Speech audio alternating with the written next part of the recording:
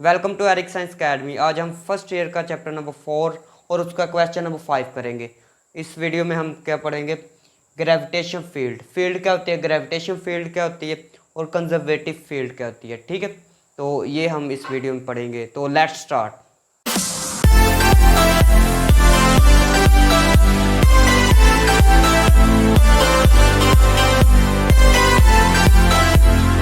Gravitation field.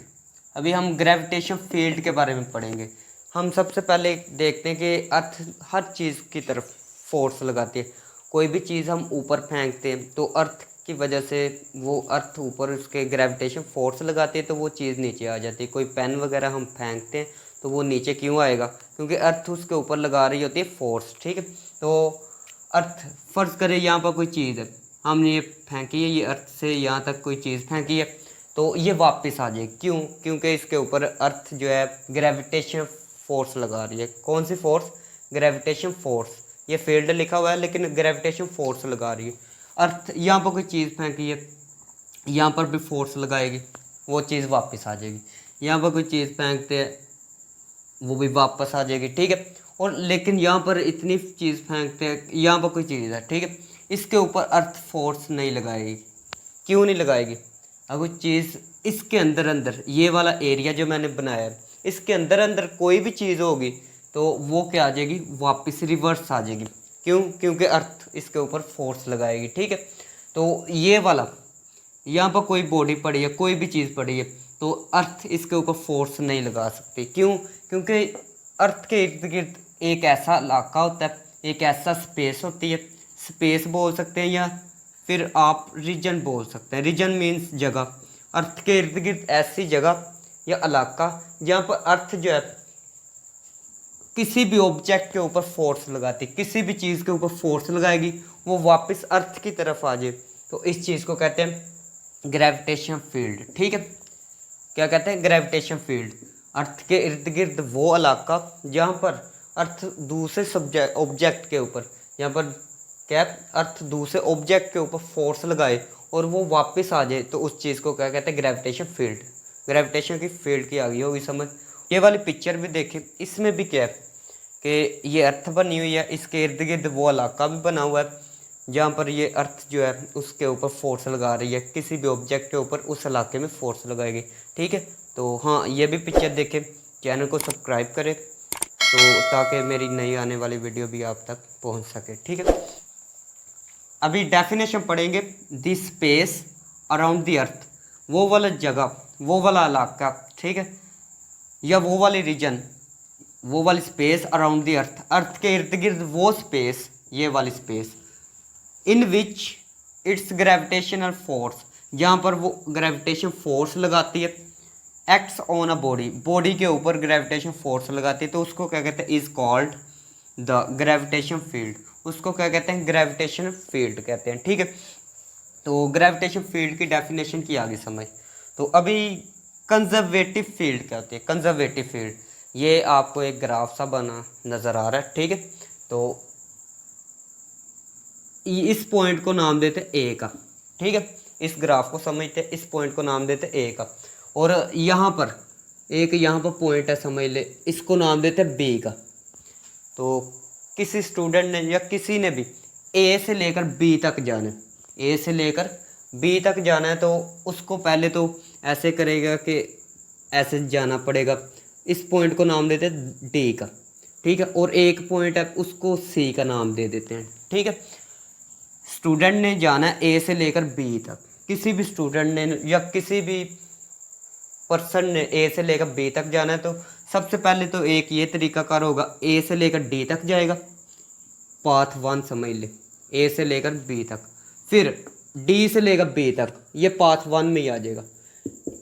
ए से लेकर D तक जाएगा, ए डी से फिर बी तक जाएगा तो फिर ए से लेकर बी तक वो जा सकता है। ठीक है, उसके बाद दूसरा पाथ क्या हो सकता है? दूसरा ए से लेकर सी तक जाए, पाथ 2 का नाम दे दे, क्योंकि पाथ 1 तो ये ए से लेकर सी तक जाएगा, फिर सी से लेकर बी तक जाएगा, पाथ 2 ये है। ठीक है, आई समझ।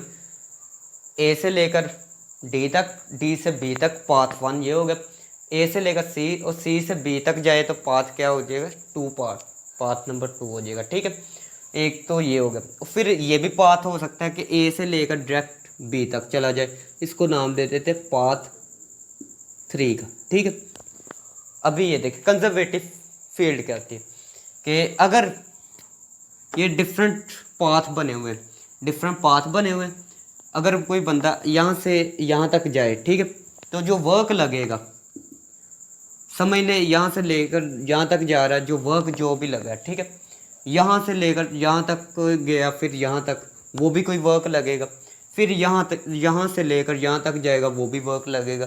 तीनों का वर्क, तीनों पाथ का वर्क अगर सेम हो, एक जैसा हो, ठीक है, सिमिलर हो, तो फिर क्या होगा, फिर उस चीज़ को कहते हैं कंजर्वेटिव फील्ड। क्या कहते हैं, कंजर्वेटिव फील्ड। इस वीडियो में हम ये प्रूफ करेंगे कि कंजर्वेटिव फील्ड के बारे में। ठीक है, कि इस साइड से अगर यहाँ से पाथ ए से मूव करे बी तक, पाथ 2 से मूव करे बी तक, और या फिर थर्ड पाथ थर्ड में मूव करे, तो क्या आएगा कि ये तीनों के वर्क डन जो है वर्क सेम होंगे। ठीक है, अगर सेम होंगे तो इसका मतलब है कि वर्क जो है, या ग्रेविटेशन फील्ड जो है ये डिपेंड नहीं करती पाथ के ऊपर, रास्ते के ऊपर ये डिपेंड नहीं करती। रास्ता जो मर्जी पाथ हो, इसने तो सेम ही आना है जी, जो इसकी वैल्यू आनी है उसी की ये आनी है, उसी की ये आनी है। ठीक है, सबकी सेम आए तो इसका मतलब ये कंजर्वेटिव फील्ड है। ठीक है, और एक चीज़ और, ये डेफिनेशन पढ़ते हैं एक, the field in which work done, जो वर्क हुआ है, ठीक है, इज इंडिपेंडेंट के ऑफ द पाथ फॉलोड, जो पाथ हमने किया है फॉलो, पाथ कौन सा किया, पाथ 1, पाथ 2, पाथ 3। ठीक है, तीनों पाथ जो है अगर हम मूव करें ए से लेकर बी तक जाए तो ये इंडिपेंडेंट हो पाथ पे, मतलब पाथ पे नहीं मुनहसर होगी, पाथ जो मर्जी हो वर्क सेम आएगा। ठीक है, आई समझ जी। तो इसकी डेफिनेशन की समझ आ गई होगी। उसके बाद द फील्ड इन विच, वो वाली field in which work done along a close path, कोई क्लोज पाथ ले लेते हैं, उसका कोई भी क्लोज पाथ लेते हैं, उसका वर्क 0 आए तो फिर इस चीज़ को भी क्या कहते हैं, कंजर्वेटिव फील्ड। आप कोई भी डेफिनेशन कर सकते हैं। ठीक है, तो मैं क्या करूँगा कि इसको प्रूव करूँगा। ठीक है, तो सबसे पहले देखते हैं, ए से फर्ज करें हम डी तक गए, ए से लेकर डी तक, फिर डी से बी तक गए, डी से लेकर बी तक गए, फिर बी से ए तक आए हैं, ए से डी तक गए हैं और डी से बी तक गए हैं और बी से ए तक आए हैं। तो ये जो प्रोसेस हुआ, पहले ए से डी तक और डी से बी तक और वापस फिर ये आ गए, ठीक है, ए तक, तो ये तो क्लोज पाथ नहीं बन गया। तो क्लोज पाथ में जो वर्क लगेगा वो 0 अगर आ जाए तो उस चीज़ को भी कंजर्वेटिव फील्ड कहते हैं। सही है, तो ये या जहाँ से चला वहाँ पर वापस आ गया तो उसको भी कंजर्वेटिव फील्ड कहते हैं। ठीक है, जैसे वो पुरानों की कहावत है पंजाबी में, पुराने लोग जो है या बूढ़े लोग क्या कहते हैं कि जिथों दिखोती ओथे या खलोती। ठीक है, अभी हम देखेंगे पाथ 1, क्या देखेंगे, पाथ 1 का वर्क डन बाय पाथ 1 कह सकते हैं आप। पाथ 1 के जरिए से जो वर्क होगा वो उसको फाइंड करते हैं। ठीक है, तो सबसे पहले वर्क 1 क्या, वर्क ये W से वर्क, पाथ 1 क्या, ए से लेकर डी, ए से लेकर डी, पहले ए से डी तक मूव करेंगे, फिर डी से बी तक, ए से लेकर बी तक और बी से फिर डी तक, ये टोटल वर्क है। ठीक है, तो वर्क क्या होगा, पाथ 1 में ए से लेकर डी तक मूव करेंगे और डी से फिर बी। ठीक है, टोटल वर्क क्या होगा, पहले ए से लेकर डी तक जाएंगे, पहला वर्क क्या होगा, ए से लेकर डी तक और डी से फिर बी तक गए हैं। ठीक है, तो फिर वर्क डी से लेकर बी तक गए हैं। ठीक है, उसके बाद पहले हम इसको फाइंड करते हैं, फिर इसको फाइंड करेंगे। ठीक है, फिर इन दोनों की जगह वो वैल्यू रखेंगे, फिर एक का आंसर आ जाएगा। ठीक है, तो एक और चीज़ समझ ले, अगर फोर्स की डायरेक्शन, फोर्स ये समझ ले इस साइड पर फोर्स लगाई है और डिस्प्लेसमेंट भी उसी डायरेक्शन में हो, डिस्प्लेसमेंट और फोर्स एक ही डायरेक्शन में हो, तो फिर क्या कहते हैं कि एंगल जो बनेगा ज़ीरो होगा। ठीक है, अगर डिस्प्लेसमेंट की डायरेक्शन इस साइड पर है, फोर्स हम इस साइड पर लगा रहे हैं, ठीक है, तो फिर 180 बनेगा, एंगल कितना बनेगा 180।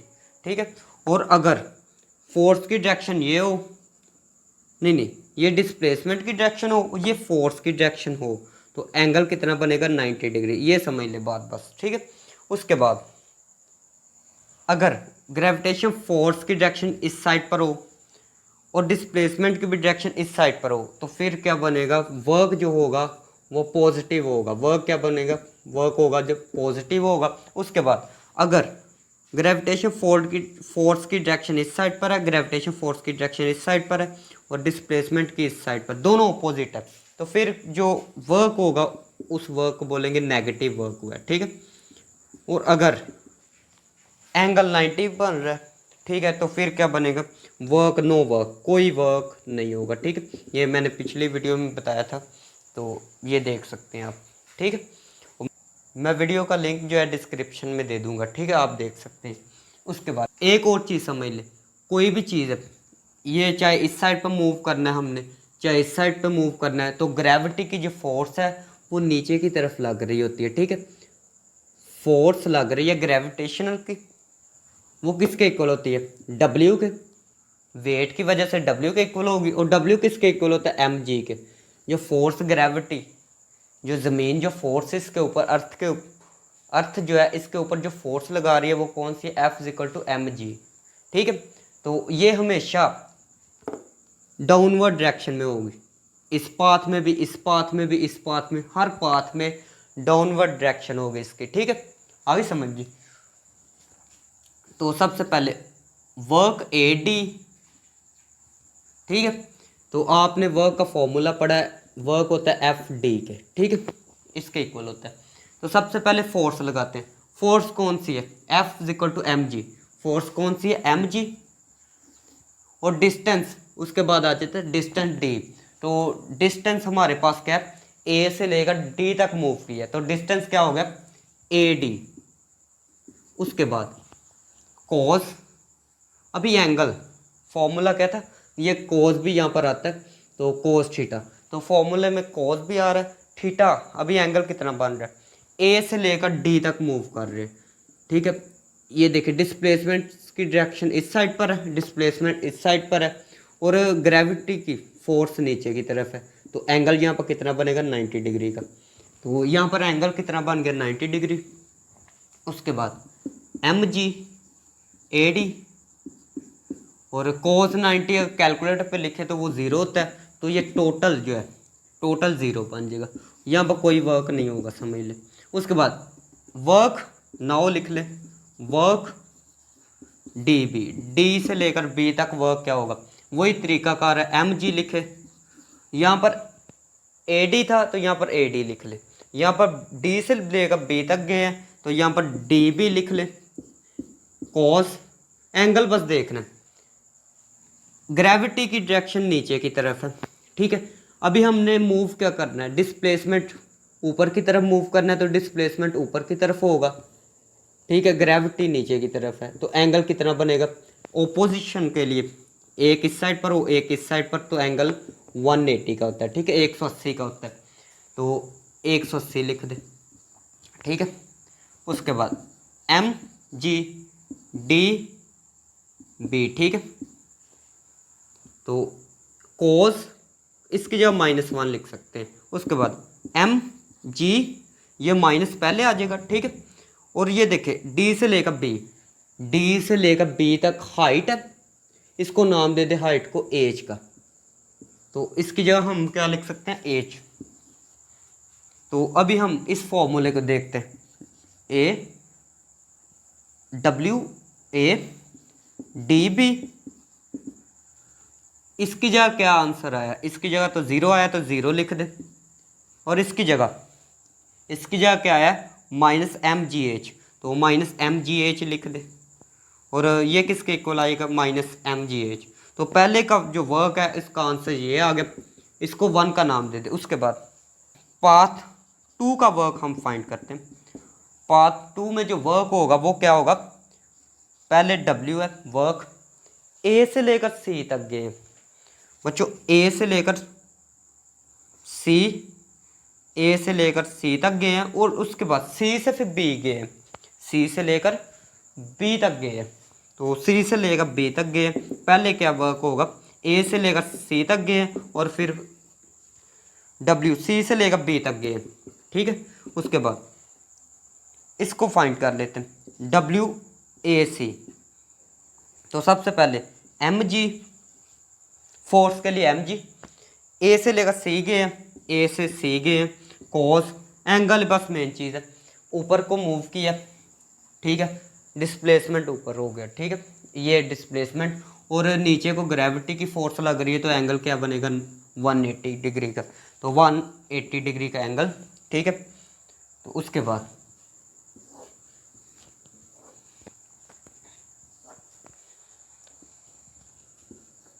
W A C minus cos 180 क्या होगा, -1 होगा, तो वो ये देखें -1 होगा, माइनस पहले आ जाता है, फिर M G H, M G, और ए सी हाइट है तो इसके लिए एच लगा दे, ठीक है। उसके बाद वर्क सी बी के ज़रिए से जो वर्क हुआ है, ठीक है, उसको फाइंड कर दे, एम जी सी बी, और एंगल देखते हैं, कॉस एंगल क्या बनेगा, ग्रेविटी डाउनवर्ड है, मूव इस साइड पर कर रहे हैं, एंगल 90 डिग्री बनेगा, तो 90 डिग्री लिख दे, एम जी, और इसकी जगह एच, और ये ज़ीरो बनेगा, तो ये टोटली ज़ीरो हो जाएगा, ठीक है। अभी हम देखते हैं डब्ल्यू, ए से सी गए हैं, सी से बी गए, ए से सी फिर बी, ठीक है। इसका वर्क फाइंड किया, इसका वर्क क्या है, माइनस एम जी एच, और इसका वर्क जो आया, इसका वर्क क्या है, ज़ीरो आया, ठीक है, तो ज़ीरो लिख दे, तो माइनस एम जी एच आ जाएगा, इसका वर्क आ जाएगा, ठीक है, ए से बी और बी से सी, ए से सी और फिर बी, इसको 2 का नाम दे दे, ठीक है। तो देख सकते हैं आप 2 का वर्क फाइंड किया, पाथ 1 का वर्क ये और पाथ 2 का वर्क ये आ चुका है, और दोनों सेम आ गए, थर्ड का भी सेम आएगा, ठीक है। पाथ 3 को देखते हैं, ए से लेकर बी तक मूव करना है, ये कर्व है, इस चीज़ को क्या कहते हैं, कर्व। तो जो कर्व का पाथ है उसको देखते हैं हम। जो कर्व होती है ना, उसमें 2 किस्म के डिस्टेंस होते हैं, एक तो ये मूव करेगी हॉरिजेंटल, ये, ठीक है, और ये एक वर्टिकल, ये दोनों पाथ होते हैं। कर्व में 2 किस्म के पाथ होते हैं, एक तो ये हॉरिजेंटल मूव करेगी और एक वर्टिकल। अभी आपने देखा है, हॉरिजेंटल की बात करें, हॉरिजेंटल की बात करें तो वर्क एज के लिए हॉरिजेंटल, ठीक है। तो अगर हमने मूव करना है, ये हम मूव कर रहे हैं, तो ग्रेविटी नीचे की तरफ है, ठीक है, ये देखें, और हम मूव क्या करेंगे, एक्सिस की तरफ, हॉरिजेंटल ऐसे ही होता है, ठीक है, ये हॉरिजेंटल है, तो ग्रेविटी नीचे की तरफ है, ठीक है, तो एंगल कितना बनेगा 90 डिग्री। तो आप देख सकते हैं जिसके साथ 90 आ रहा है उसका वर्क भी 0 आ रहा है, इसके साथ 90 आया तो वर्क भी 0 आया, तो इसके साथ भी तो 90 आएगा तो उसका वर्क भी 0 होगा, ठीक है। तो हॉरिजेंटल में वर्क क्या होगा, 0 हो जाएगा, ठीक है। अभी वर्टिकल देखते हैं, ये हॉरिजेंटल भी, ये देखिए पाथ 1 का ये था वर्क, पाथ 2 का ये था, और कर्व पाथ का ये है, ठीक है। हॉरिजेंटल जो हम मूव किए थे, या कोई भी बंदा, जो कोई भी पर्सन हॉरिजेंटल मूव करेगा उसका वर्क क्या आएगा, 0 आएगा, ठीक है। वर्टिकल अगर मूव करे तो वर्टिकल के लिए अगर ये कर्व हो तो उसके पैचेस बना लेते हैं, ठीक है। डेल्टा फर्स्ट वाले का जो डिस्टेंस है उसको डेल्टा y1 का नाम देते हैं, सेकंड वाले पैच का जो डिस्टेंस है डेल्टा y2 का नाम देते हैं, ठीक है। और लास्ट वाले को डेल्टा वाई एन का नाम दे देते हैं। ठीक है, आई समझिए। तो सबसे पहले वर्क वर्टिकल के लिए मैं वी लगा रहा हूँ। ठीक है, एम जी, उसके बाद डेल्टा वाई वन। ठीक है, और कोस डेल्टा वाई वन क्यों? क्योंकि डिस्टेंस यहाँ पर डेल्टा वाई वन है। ठीक है, एंगल देखते हैं। एंगल जो बनेगा ये मूव ऊपर, ये देखें वर्टिकल ऊपर को मूव करना होता है अपवर्ड, और ग्रेविटी नीचे की तरफ है, तो एंगल कितना 180 का बनेगा। ठीक है, एंगल 180 का। और उसके बाद plus M G delta, distance दूसरे पैच के लिए 2 होगा। ठीक है, डेल्टा वाई टू, और कोस 180 एंगल क्या बनेगा 180 का। और अप टू सोन लास्ट पे लिख देते हैं M G delta Y N, last वाले पैच के लिए वाई एन लिखते हैं। ठीक है, ये work done by variable force में ये चीज़ें पढ़ चुके हैं। ठीक है, कॉस 180 लास्ट के लिए भी। ठीक है, ये वैसे कोस 180 क्या होता है -1, तो वो -1 आगे आ जाएगा, 1 नहीं लिखते, माइनस आगे आ जाएगा। ठीक है, बाकी ये चीज़ें बची। यहाँ पर माइनस आगे आएगा तो ये प्लस जो है माइनस हो जाएगा, प्लस माइनस माइनस होता है। M G delta Y two, उसके बाद ये भी माइनस आएगा, फिर ये भी माइनस आ जाएगा। ठीक है, क्योंकि ये 180 सबके साथ आएगा तो वो माइनस करता जाएगा। ठीक है, ये माइनस आएगी। ठीक है, ये भी माइनस आ जाएगा, M G delta Y N. ठीक है, यहाँ से कॉमन क्या ले, minus M G minus M G सब में कॉमन है, तो एम जी कॉमन ले ले। ठीक है, डेल्टा वाई वन, फिर क्या बचेगा प्लस, जब माइनस कॉमन लेंगे सबके साइन भी चेंज हो जाएंगे, डेल्टा वाई टू, और सो ऑन। क्या बचेगा यहाँ पर डेल्टा वाई एन बचेगा। सही है। अभी ये देखें, ये क्या है, डिस्टेंस है कोई ना कोई, तो डिस्टेंस को तो नाम हाइट का दिया है, तो इसको इसकी जगह हम क्या लिख सकते हैं, एज, हाइट। ठीक है, तो अभी आप देख सकते हैं जो कर्व पाथ का जो हम मूव किए ए से लेकर बी मूव किए, तो फर्स्ट वाला क्या था, वर्टिकल डिस्टेंस, वर्टिकल के लिए हॉरिजॉन्टल के लिए 0, और फिर वर्टिकल डिस्टेंस के लिए v। तो हॉरिजॉन्टल क्या था 0, वर्टिकल क्या है -mgh। ठीक है, तो अगर इसको सॉल्व करें mgh आ जाएगा, तो आप देख सकते हैं पाथ 1 का, पाथ 2 का और पाथ 3 का। ठीक है, तीनों का वर्क सेम है। ठीक है, तो इस चीज़ को कहते हैं कंजर्वेटिव फील्ड। ठीक है, एक चीज़ और देखते हैं, एक दूसरी डेफिनेशन भी थी वो भी देख लेते हैं। दूसरी डेफिनेशन क्या थी कि जो क्लोज पाथ में वर्क होगा वो 0 होगा। ठीक है, सबसे पहले ए से लेकर डी मूव करते हैं, डी से बी मूव करते हैं, और बी से फिर ए मूव करते हैं, तो उसके लिए वर्क क्या होगा। ठीक है, ये हमने फाइंड करना है। तो सबसे पहले ए से लेकर डी, वर्क ए से लेकर डी क्या होगा। ठीक है, ए से लेकर डी, तो ए से लेकर डी हम फाइंड करते हैं, एम जी ए डी। ठीक है, और कोस, और यहाँ पर एंगल कितना बनेगा, इस साइड पर मूव कर रहे हैं, इस साइड पर क्या है ग्रेविटी, तो एंगल 90 डिग्री का होगा, तो वर्क क्या हो जाएगा 0 हो जाएगा। ठीक है, ये पहले भी फाइंड कर चुके हैं। ठीक है, वर्क डी से लेकर बी क्या होगा, डी से लेकर बी क्या होगा। ठीक है, एम जी डी से लेकर बी, कोस ग्रेविटी नीचे की तरफ है, मूव ऊपर की तरफ कर रहे हैं, तो एंगल 180 का बनेगा। ठीक है, 180 का एंगल बनेगा, तो वर्क क्या आ जाएगा -mgh आ जाएगा। ठीक है, उसके बाद वर्क कर्व देखते हैं, बी से लेकर ए देखते हैं, तो वर्क बी से लेकर ए, तो जो वर्क बनेगा देखते हैं, पैचेस बना लेते हैं। यहाँ पर पैचेस, पहले को पैच को नाम देते हैं एम जी, और डिस्टेंस जो है पहले पैच को नाम देते हैं यहाँ पर डेल्टा वाई वन। ठीक है, दूसरे को डेल्टा वाई टू का नाम देंगे, ऐसे ही चलता जाएगा। तो कोस एंगल बस के देखना है, पहले हम ऐसे मूव कर रहे थे, एंगल नीचे की तरफ मूव करना है। ठीक है, ग्रेविटी नीचे की तरफ है, मूव भी नीचे की तरफ करना है, तो दोनों की डायरेक्शन सेम होगी। जब दोनों की डायरेक्शन सेम हो जाए, दोनों की डायरेक्शन क्या हो जाए, सेम हो, तो एंगल 0 डिग्री बनेगा। ठीक है, एंगल 0 डिग्री। फिर mg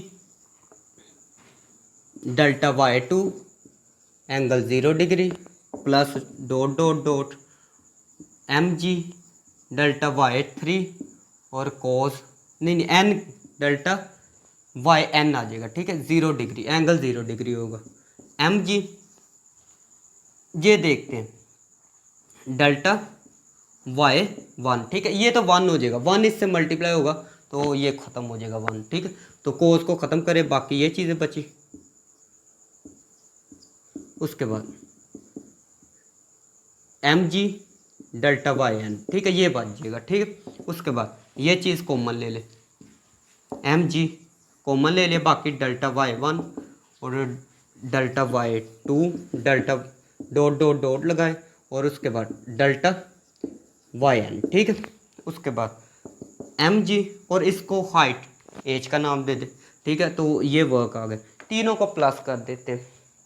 टोटल वर्क क्या है, इसको प्लस करें, इसकी वैल्यू क्या है 0। ठीक है, फिर इसको प्लस करें, इसकी वैल्यू क्या है माइनस mgh। ठीक है, और इसकी वैल्यू क्या है लास्ट वाले की mgh। तीनों को प्लस कर दे तो ठीक है, ये माइनस का ये प्लस का ये कैंसिल हो जाएगा, टोटल वर्क 0 होगा। ठीक है, किसके ज़रिए से, क्लोज पाथ के ज़रिए से, a d b फिर a। ठीक है, a से लेकर d गए हैं और b फिर d से b गए हैं और b से वापस a आए हैं। ठीक है, तो देख सकते हैं क्लोज पाथ में वर्क क्या हो जाएगा 0। ठीक है, तो ओके।